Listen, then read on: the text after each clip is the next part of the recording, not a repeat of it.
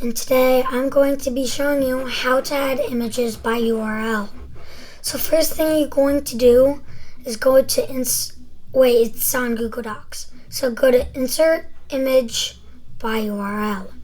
When you're on here, you are going to go to a new tab.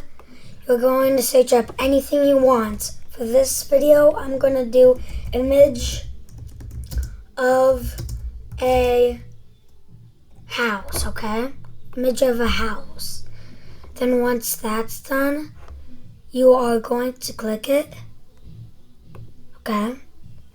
You're going to click an image. Once that's done, you are going to right click it, open image in new tab. Go to tab about it, and then you see the URL, Control C. When it's highlighted, press Control C.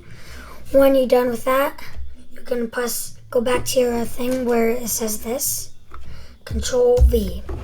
Then insert image. You can also do this with as many photos as you want.